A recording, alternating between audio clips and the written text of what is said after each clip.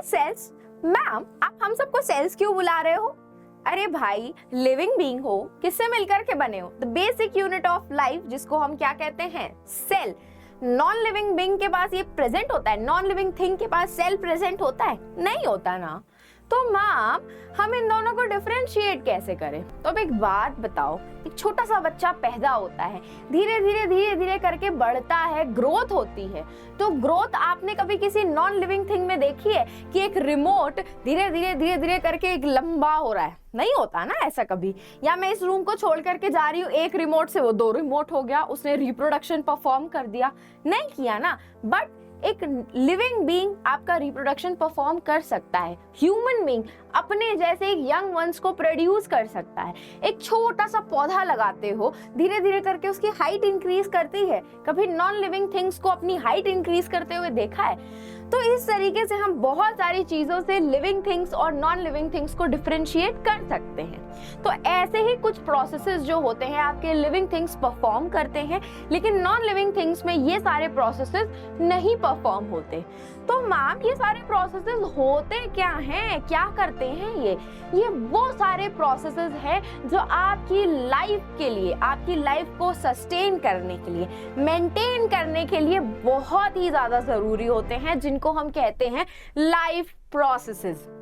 और आज के इस 1 शॉट 20 मिनट्स में हम उन्हीं लाइफ प्रोसेसेस के बारे में पढ़ने वाले हैं कि एग्जैक्टली ये लाइफ प्रोसेसेस किस तरीके से हमारी लाइफ के लिए इंपॉर्टेंट है, किस तरीके से हमारी लाइफ को मेंटेन करते हैं, किस तरीके से ये हमारी लाइफ को सस्टेन करते हैं। तो एक सिंपल सी डेफिनेशन हो गई, life processes are those processes which helps a living being to sustain और मेंटेन देयर लाइफ। सिंपल सी डेफिनेशन, ठीक है।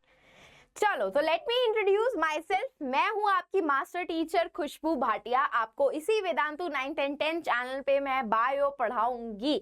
तो आज के इस सेशन में हम पढ़ने वाले हैं one of the life process के बारे में, जो कि होता है न्यूट्रिशन। कि भाई अब न्यूट्रिशन को हम लोग लाइफ प्रोसेस में क्यों कंसिडर करते हैं, ऐसे और कौन कौन से लाइफ प्रोसेस होते हैं जो कि हमारी लाइफ को मेंटेन करने में बहुत ज्यादा जरूरी होते हैं। और आपको एक चीज और बता दूं, मैं आज के इस सेशन में आपको मैं स्पेसिफिकली सिर्फ और सिर्फ न्यूट्रिशन के बारे में एक्सप्लेन करूंगी, जहां पे मैंने आपको ऑलरेडी इंट्रोडक्शन दे दिया है कि भाई लाइफ प्रोसेसेस आपके होते क्या हैं। इसके बाद इसी पूरे सेशन में मैं आपको बताऊंगी कि एग्जैक्टली न्यूट्रिशन होता क्या है, Why do we need nutrients? हमें न्यूट्रिएंट्स की रिक्वायरमेंट क्यों होती है और कितने डिफरेंट तरीके से, कितने डिफरेंट मोड्स से हम न्यूट्रिशन गेन कर सकते हैं, और कितने डिफरेंट टाइप ऑफ ऑर्गेनिजम्स जो हैं हमारे, उनमें से वो कौन कौन सा मोड ऑफ न्यूट्रिशन यूटिलाइज करते हैं। तो इन सब की सारी डिटेल्स आज हम इस 1 शॉट में पढ़ेंगे, जिसमें स्पेसिफिकली न्यूट्रिशन के बारे में एक्सप्लेन करूंगी विद इन 20 मिनट्स में। तो ध्यान से सुनना। लेट्स बिगिन आवर सेशन कि भाई एग्जैक्टली न्यूट्रिशन होता क्या है। तो मैंने आपको बताया कि एक होते हैं हमारे लिविंग बीइंग और एक होते हैं हमारे non living being. Living beings हमारे बेसिक प्रोसेसेस परफॉर्म कर सकते हैं, जैसे कि ग्रोथ का प्रोसेस, रिप्रोडक्शन का प्रोसेस, खाना खाने का प्रोसेस, मूवमेंट का प्रोसेस, चलने फिरने का प्रोसेस। जो सारे प्रोसेस हमारे नॉन लिविंग थिंग्स परफॉर्म नहीं कर सकते। क्यों? क्योंकि they are not made up of basic unit of life that is called the cell. भाई सेल से तो मिलकर के नहीं बने होते हमारे नॉन लिविंग थिंग्स। उसके बाद मैंने आपको बताया कि यही लिविंग बीइंग्स आपके क्या परफॉर्म करते हैं, लाइफ प्रोसेसेस। तो बात ये आती है कि कितने डिफरेंट टाइप के लाइफ प्रोसेसेस हमारी बॉडी परफॉर्म कर सकती है, और वो स्टार्ट होता है हमारा न्यूट्रिशन के साथ। अब मैं आपको एक चीज बता दूं, इस चैप्टर में आप जितने भी लाइफ प्रोसेस पढ़ोगे दे आर सब कोरिलेटेड, सब एक दूसरे से कोरिलेटेड हैं। तो हर एक लाइफ प्रोसेस को बहुत ध्यान से सुनना, आपको सारे कोरिलेशन एक दूसरे से समझ में आ जाएंगे। तो सबसे पहला न्यूट्रिशन होगा कि हमने भाई अपना न्यूट्रिएंट ऑब्टेन किया, जिससे हम क्या परफॉर्म करते हैं, डिफरेंट लाइफ प्रोसेसेस, जैसे कि ग्रोथ परफॉर्म करते हैं, उससे हमें एनर्जी आती है, हम मूवमेंट शो करते हैं, दौड़ते हैं, हैं, भागते हैं, सोते हैं, खाते हैं, ये सारे प्रोसेसेस हम परफॉर्म करते हैं। और वो कहाँ से परफॉर्म कर पाते हैं, कैसे परफॉर्म कर पाते हैं? जब हमको न्यूट्रिशन मिल जाता है, खाना खा करके न्यूट्रिशन। तो भाई खाना तो हमने खा लिया, अब खाना जो है हमारा वो क्या होता है, कॉम्प्लेक्स फूड होता है। हमारी बॉडी अंदर से सेल से मिलकर के टिश्यूज से मिलकर के ऑर्गन्स और ऑर्गन से मिलकर के हमारा ऑर्गेनिज्म रेडी होता है। लेकिन हमारी बॉडी जो है वो सिंपल चीजों को ही, सिंपल मटेरियल को ही डाइजेस्ट कर सकती है। तो अब भाई खाते तो हम इतना कॉम्प्लेक्स खाना है, छोला भटूरा खा रहे हैं, चाउमीन खा रहे हैं, मोमोज खा रहे हैं, जो कि हमारे कॉम्प्लेक्स फूड सब्सटेंसेस होते हैं। तो उसको हमारी बॉडी ब्रेक डाउन करती है with the process of digestion. ठीक है, अब डाइजेशन तो हमने परफॉर्म कर लिया, हमने अपने छोटे छोटे फूड में अपने खाने को छोटे छोटे पार्ट्स में काट दिया, तोड़ दिया, और जिसको हमारी बॉडी ने एब्जॉर्ब करके यूज कर लिया। अब हमारी बॉडी उसे यूज करके करती क्या है एग्जैक्टली? उस खाने को हमने खा भी लिया, वो टूट भी गया, तो भाई वो खाने से हमारी बॉडी करती क्या है? उस खाने से हमारी बॉडी परफॉर्म करती है रेस्पिरेशन के प्रोसेस को। क्या करती है? रेस्पिरेशन के प्रोसेस को। और यहाँ पे आप सबको एक कंफ्यूजन रहता है कि क्या मैम रेस्पिरेशन और ब्रीदिंग सेम होता है? हम जो सांस ले रहे हैं उसी को ही हम रेस्पिरेशन बोलते हैं? तो आप बिल्कुल ही गलत हैं जी। रेस्पिरेशन का मतलब होता है जो हमने खाना खाया न्यूट्रिशन में, और जो खाने को हमारी बॉडी ने डाइजेस्ट किया डाइजेशन में, वो सिंपल खाने को हमारे बॉडी कैसे यूटिलाइज करती है? रेस्पिरेशन के थ्रू। कैसे? क्या बनाती है? एटीपी बनाती है। क्या जनरेट करती है? एनर्जी जनरेट करती है। आप लोगों ने अपने 9th क्लास में पढ़ा होगा कि माइटोकॉन्ड्रिया को हम power house of the cell बोलते हैं। तो हमारी बॉडी के जितने भी सेल्स हैं उनके अंदर जो माइटोकॉन्ड्रिया प्रेजेंट है वो रेस्पिरेशन का प्रोसेस परफॉर्म करके क्या प्रोड्यूस करता है? एनर्जी प्रोड्यूस करता है इन द फॉर्म ऑफ एटीपी। अब भाई एनर्जी प्रोड्यूस हो गई हमारी, हमने खाना भी डाइजेस्ट कर लिया, लेकिन ये तो एक जगह पे हो रहा है। खाना हमारे स्मॉल इंटेस्टाइन में डाइजेस्ट हो गया, रेस्पिरेशन से एनर्जी जो माइटोकॉन्ड्रिया में जनरेट हो गई, लेकिन उस एनर्जी को हमें सर्कुलेट भी तो करना पड़ेगा। न्यूट्रिशन को जो हमने लिया था उसे पूरी बॉडी में हमें सर्कुलेट भी तो करना पड़ेगा कि नहीं करना पड़ेगा? तो उसके लिए हमारे अंदर 4th प्रोसेस होता है, that is the transportation. Transport किया जाता है, जैसे कि बड़े मजे से मम्मी का पैसा पापा का पैसा खर्चा करके चीजें ऑर्डर करते हो, वो क्या होती हैं? ट्रांसपोर्ट होकर के आती हैं कंपनी से आपके पास में। ऐसे ही जो हम खाना खा रहे हैं, जो भी हम न्यूट्रिशन गेन कर रहे हैं, जो भी एनर्जी हम बना रहे हैं, उसको हमारी पूरी बॉडी ट्रांसपोर्ट करती है with the help of different organs, जिसमें से हमारा हार्ट इन्वॉल्व होता है, हमारा ब्लड इन्वॉल्व होता है, हमारे ब्लड वेसल्स इन्वॉल्व होते हैं। अब भाई यहाँ तो सब कुछ हो गया, पूरा खाना ट्रांसपोर्ट हो गया, डाइजेस्ट भी हो गया, एनर्जी भी जनरेट हो गई, न्यूट्रिशन भी ले लिया, ताकत भी आ गई, सब कुछ हो गया। बट अब बात ये आती है जो खाना नहीं डाइजेस्ट हुआ, जो खाना हमारी बॉडी में यूज का ही नहीं था, उसकी हमारी बॉडी क्या करती है? तो उसका हमारी बॉडी करती है एक्सक्रीशन।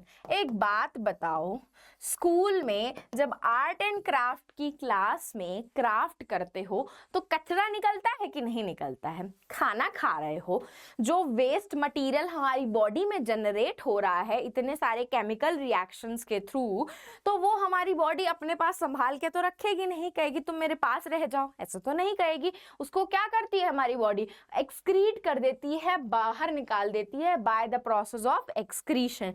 और ये सारे 5 लाइफ प्रोसेस आप इस पूरे चैप्टर में पढ़ोगे। अब यहाँ पे आपको एक कंफ्यूजन और आता है कि मैम क्या reproduction is also considered as a part of life process? अभी तो आप बोल रहे थे कि मैम लिविंग ऑर्गेनिज्म रिप्रोड्यूस करके अपने यंग वंस जनरेट करते हैं, ये भी एक प्रोसेस में है। तो ये प्रोसेस में आता है, बट ये लाइफ प्रोसेसेस में नहीं आता है। क्यों नहीं आता जी? इसीलिए नहीं आता कि अगर इन केस ह्यूमन बीइंग अपने जैसे यंग वंस नहीं प्रोड्यूस करेगा तो वो मर नहीं जाएगा भाई, जिंदा ही रहेगा। ठीक है।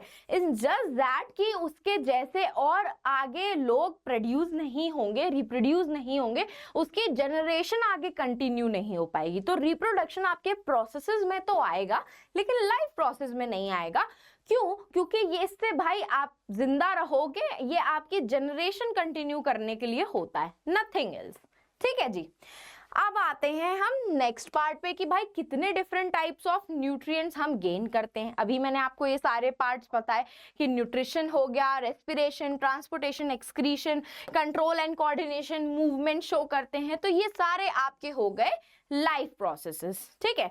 अब बात ये आती है कि भाई न्यूट्रिशन एक्चुअली में होता क्या है। न्यूट्रिशन होता है our body is gaining nutrients to perform the basic life processes.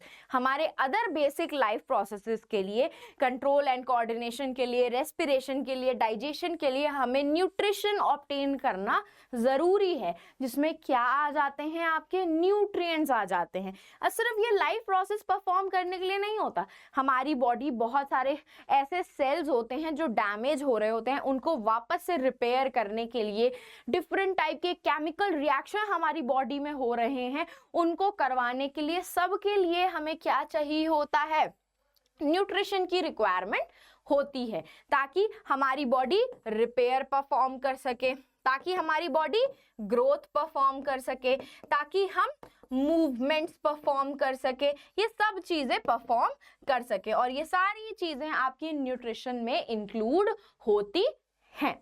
और इसके लिए क्या चाहिए होता है, हमें न्यूट्रिएंट्स की रिक्वायरमेंट होती है। किसकी रिक्वायरमेंट होती है? We require nutrients. अब why do we require nutrition? अभी मैंने आपको बताया कि भाई ग्रोथ, रिपेयर, इन सब के लिए। और ये न्यूट्रिएंट्स हम कैसे कंज्यूम करते हैं? खाना खा करके, जिसमें क्या क्या न्यूट्रिएंट्स प्रेजेंट होते हैं? कार्बोहाइड्रेट जो हमको एनर्जी प्रोवाइड करता है, फैट हमें एनर्जी प्रोवाइड करता है, प्रोटीन्स हमारी मसल को बिल्डअप करता है ताकि हम शुम शुम कर सकें, गलत बात, बट हाँ उसके लिए। मिनरल्स, विटामिन जो हमें कम क्वांटिटी में चाहिए होते हैं लेकिन चाहिए होते हैं। डाइटरी फाइबर्स चाहिए होता है जो हमारे कॉन्स्टिपेशन को ठीक रखता है, हमें लूज मोशंस नहीं होते हैं। वाटर की रिक्वायरमेंट होती है भाई, जो हमारे लिए भगवान है, पानी नहीं पिएंगे तो लग जाएंगे, है ना। तो ये सारे न्यूट्रिएंट्स हमारी बॉडी के लिए रिक्वायर होते हैं just to perform the basic life processes of our body, ताकि हम अपनी लाइफ प्रोसेसेस परफॉर्म कर सकें, अपनी लाइफ को सस्टेन कर सकें, ग्रोथ परफॉर्म कर सकें, मूवमेंट परफॉर्म कर सकें। तो ये सारे बेसिक से फंक्शन जो एक लिविंग ऑर्गेनिज्म परफॉर्म करता है कर सके, जिसके लिए हमें न्यूट्रिशन की और न्यूट्रिएंट्स की रिक्वायरमेंट होती है। ठीक है। तो ये हो गया कि भाई लाइफ प्रोसेस क्या हो गया। लाइफ प्रोसेस में सबसे पहला आपका न्यूट्रिशन ही क्यों आता है? क्यों? क्योंकि बाकी सारे लाइफ प्रोसेस परफॉर्म करने के लिए हमें सबसे पहले इन सारे न्यूट्रिएंट्स की जरूरत होती है। तो देखो मैंने बोला था ना, सारे एक दूसरे से इंटरकनेक्टेड है, हुए इंटरकनेक्ट।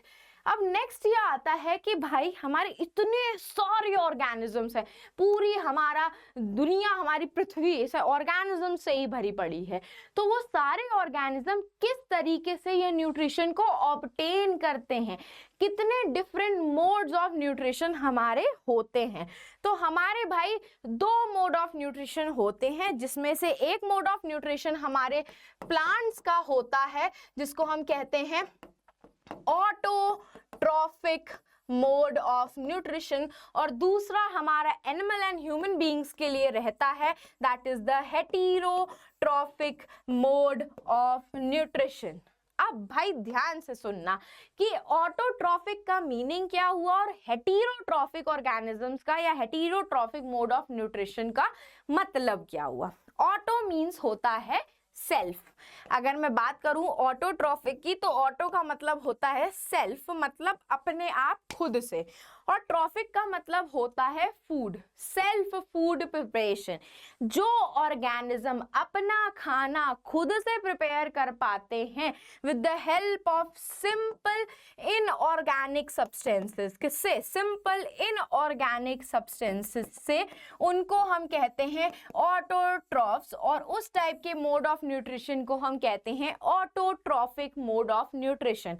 बात ये आती है कि ऑटोट्रॉफिक मोड ऑफ न्यूट्रिशन में खाना प्रिपेयर कर रहे हैं खुद से, वो भी ठीक है, लेकिन मम्मी भी तो हमारी किचन में खाना बना रही है मैम, वो भी तो ऑटोट्रॉफिक हुई। नहीं जी नहीं, मम्मी खाना क्या बना रही हैं, राइस बना रही हैं, चपाती बना रही हैं, जो कि ऑलरेडी एक प्रिपेयर्ड फूड है, वो आपका ऑर्गेनिक मटेरियल में आता है, इनऑर्गेनिक मटेरियल में नहीं आता। इनऑर्गेनिक का मतलब होता है कार्बन डाइऑक्साइड, वाटर, सनलाइट, या फिर आपने पढ़ा था chloroplast, that is the chlorophyll, जिसमें एक पिगमेंट प्रेजेंट होता है। ये सब होते हैं आपके सिंपल इनऑर्गेनिक सब्सटेंसेस। तो जो आपके प्लांट्स होते हैं वो होते हैं ऑटोट्रॉफ्स, और वो मोड ऑफ न्यूट्रिशन उनका होता है ऑटोट्रॉफिक मोड ऑफ न्यूट्रिशन, क्योंकि वो ये सिंपल इनऑर्गेनिक सब्सटेंसेस का यूज करके अपना खाना खुद प्रिपेयर करते हैं। और कौन से प्रोसेस के थ्रू, फोटोसिंथेसिस। और अगर मैं अभी इसी चीज की बात करूं हेटेरोट्रॉफिक ऑर्गेनिजम्स में, तो हेटेरोट्रॉफिक का मतलब होता है, हेटेरो मतलब डिपेंडेंट ऑन अदर्स, जो किसी और के ऊपर डिपेंडेंट होते हैं, नॉट सेल्फ। वो होते हैं हम जैसे लोग। हमको तो भाई प्लांट का खाना खाना होता है, हम फोटोसिंथेसिस कर सकते हैं, हम जादू बन सकते हैं, हाँ जादू, सनलाइट ले सकते हैं, नहीं ले सकते। तो हम होते हैं heterotrophs, heterotrophic mode of nutrition use करते हैं, जिसमें हम अपना खाना खुद प्रिपेयर नहीं कर पाते, क्योंकि हमारे अंदर ना तो क्लोरोफिल प्रेजेंट होता है, जिसकी वजह से हम फोटोसिंथेसिस नहीं परफॉर्म कर पाते।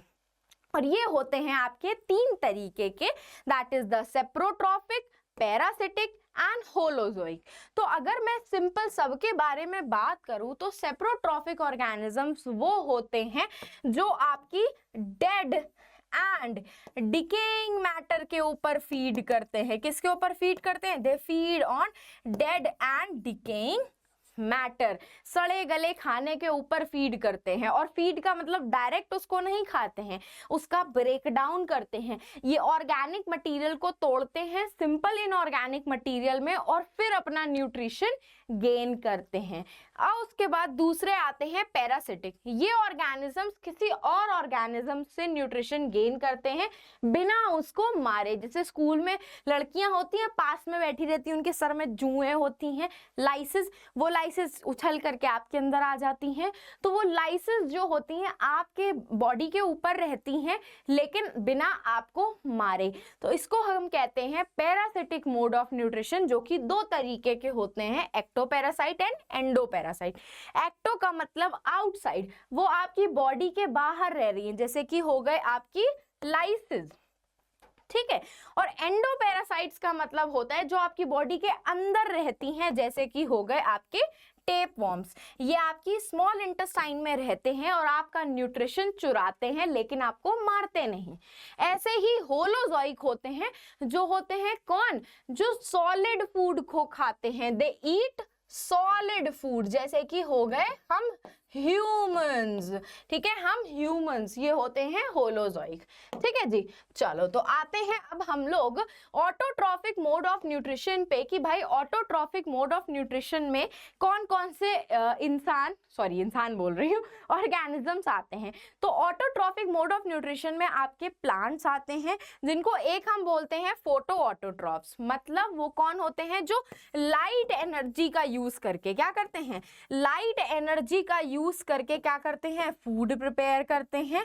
और एक आते हैं कीमो ऑटोट्रॉफ्स, जो केमिकल एनर्जी का यूज करके लाइट एनर्जी को केमिकल एनर्जी में तोड़ते हैं, वो केमिकल एनर्जी को फिर बाद में वो यूटिलाइज करते हैं, क्या, अपने खाना बनाने के लिए। तो एट द एंड यूटिलाइज तो लाइट ही कर रहे हैं ना। तो कीमो ऑटोट्रॉफ्स मेनली केमिकल को यूज करके करते हैं, यहाँ पे वो लोग मेनली लाइट को, सनलाइट को यूज करके करते हैं। तो ये होते हैं आपके फोटो ऑटोट्रॉफ्स, जिसमें मोस्ट ऑफ द प्लांट्स आते हैं, और कीमो ऑटोट्रॉफ्स में मोस्ट ऑफ द बैक्टीरिया आते हैं, क्योंकि वही केमिकल्स का यूज करके एनर्जी प्रोड्यूस करते हैं। अब मैंने आपको एक बताया था वर्ड फोटोसिंथेसिस। यही एक ऐसा प्रोसेस है जिसको यूज करके आपके प्लांट्स जो होते हैं अपना फूड प्रिपेयर करते हैं इन the form of glucose, in the form of glucose. तो इसमें रॉ मटेरियल चाहिए होता है, जो कि आपका इनऑर्गेनिक रॉ मटेरियल होता है, जैसे कि चाहिए होता है कार्बन डाइऑक्साइड। कहाँ से मिलेगा उनको, एयर से मिलता है, वाटर H2O कहाँ से मिलेगा उनको? रूट से मिलेगा। और क्या चाहिए होता है? सनलाइट चाहिए होती है। कहाँ से मिलेगी? सन जी से हमें मिलेगी, ठीक है, सूरज जी से मिलेगी। और चाहिए होता है क्लोरोफिल पिगमेंट जो कि ग्रीन कलर का होता है, वो ने कहाँ से मिलता है? खुद के सेल्फ प्लांट से, क्लोरोप्लास्ट से। तो ये सब रॉ मटेरियल आपके प्लांट्स को चाहिए होते हैं अपना खाना खुद प्रिपेयर करने के लिए। जो खाना क्या होता है? ग्लूकोज होता है। तो रॉ मटेरियल हो गए वाटर एंड कार्बन डाइऑक्साइड।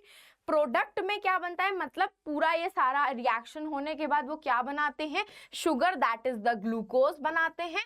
और इसी के बाय प्रोडक्ट में क्या रिलीज होता है? ऑक्सीजन रिलीज होता है। अब मैं आपको एक बात बता दूं, ये फोटोसिंथेसिस की पूरी रिएक्शन आपके एग्जाम के लिए बहुत बहुत बहुत इंपॉर्टेंट है।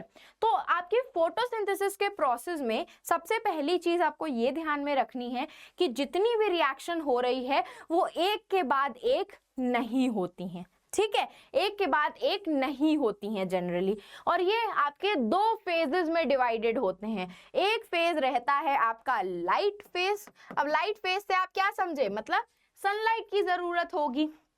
तो भाई सबसे पहला पार्ट वो लोग क्या करते हैं, आपकी जो क्लोरोफिल होता है, क्लोरोफिल जो होता है प्लांट में, वो लाइट एनर्जी को एब्जॉर्ब कर लेता है और उसको कन्वर्ट कर देता है किसमें? केमिकल एनर्जी में। किसमें कन्वर्ट कर दिया उसने? केमिकल एनर्जी में। अब यही केमिकल एनर्जी प्लांट क्या करता है? वाटर एब्जॉर्ब किया था उसने, H2O, यही केमिकल एनर्जी को वो H2O को तोड़ने में हेल्प करता है। क्या करता है? उसको तोड़ देता है। Splitting of water into hydrogen, proton, hydrogen ion में और ऑक्सीजन में। यही मॉलिक्यूलर ऑक्सीजन होती है जो रिलीज होती है आपकी एटमॉस्फेयर में in the form of byproduct. यही ऑक्सीजन होती है जो आपकी as a byproduct atmosphere में रिलीज होती है। और ये आपके लाइट रिएक्शन होती है जिसको हम लाइट डिपेंडेंट रिएक्शन बोलते हैं, क्योंकि ये आपकी प्रेजेंस ऑफ लाइट में होती है। उसके बाद नेक्स्ट रिएक्शन आती है आपकी डार्क रिएक्शन, जिसमें आपको लाइट की कोई जरूरत नहीं होती है, कोई भी लाइट की जरूरत नहीं होती, क्योंकि यहाँ पे पता है क्या होता है? आप लोगों ने अभी देखा यहाँ पे H+ आयन रिलीज हो रहा था। यही H+ आयन आपका प्लांट क्या करता है? आपके कार्बन डाइऑक्साइड को, CO2 को कार्बोहाइड्रेट में रिड्यूस करने में हेल्प करता है। क्या हो गया? Reduction of carbon dioxide into carbohydrate. और इस तरीके से आपका पूरा रिएक्शन होता है फोटोसिंथेसिस का, जिसमें आपको अगर मैं उसका वो बताऊं, रिएक्शन बताऊं, तो 6CO2 plus 6H2O gives you C6H12O6 plus 6O2, ठीक है, C6H12O6 प्लस 6O2। तो ये आपकी पूरी बैलेंस रिएक्शन होती है जो सनलाइट और क्लोरोफिल की प्रेजेंस में होती है। आपको एरो के ऊपर सनलाइट और क्लोरोफिल भी लिखना पड़ेगा। ये पूरी रिएक्शन आपसे जरूर से जरूर एग्जाम में पूछी जाएगी, चाहे तो अभी लिख के रख लो। अब आते हैं हम लोग नेक्स्ट मोड ऑफ न्यूट्रिशन पे, that is the heterotrophic mode of nutrition, जिसमें आपके प्लांट्स बोल रही हूँ, ऑर्गेनिज्म दूसरे ऑर्गेनिजम्स पे डिपेंडेंट रहते हैं खाने के लिए, ठीक है। तो उसमें से सबसे पहले मैंने आपको बताया था सेप्रोट्रॉफिक, जो कि किसके ऊपर फीड करते हैं? डेड एंड डिकेइंग मैटर के ऊपर। अब आपके इससे रिलेटेड एग्जाम में एक क्वेश्चन आता है कि which organisms breaks down the food outside the body and then absorbs it. और वो होते हैं आपके सेप्रोट्रॉफ। अपने खाने को वो अपने बॉडी के बाहर डाइजेस्ट करते हैं, ब्रेक डाउन करते हैं और फिर न्यूट्रिएंट्स को एब्जॉर्ब करते हैं। और वो होते हैं आपके सेप्रोफाइट्स, जो डेड और डिकेइंग मैटर पे फीड करते हैं। और इनका सबसे बेस्ट एग्जांपल होता है fungus, mushroom, bread mould, Rhizopus, ये सब आपके सेप्रोट्रॉफ्स में आते हैं, ठीक है। नेक्स्ट आते हैं हम होलोजोइक मोड ऑफ न्यूट्रिशन पे, which feeds on solid solid food, solid खाने पे फीड करते हैं, जैसे कि राइस हो गया, वीट हो गया, फ्रूट्स हो गए, और वो हम कौन हो गए, ह्यूमंस हो गए। ये भी आपकी 3 कैटेगरी में डिवाइडेड रहते हैं। सबसे पहली कैटेगरी होती है आपकी हर्बीवोर्स, जो कि काउज होते हैं, चारा घास फूस खाते हैं आपके। दूसरे होते हैं आपके कार्निवोर्स, जो मीट ईटर्स होते हैं आपके।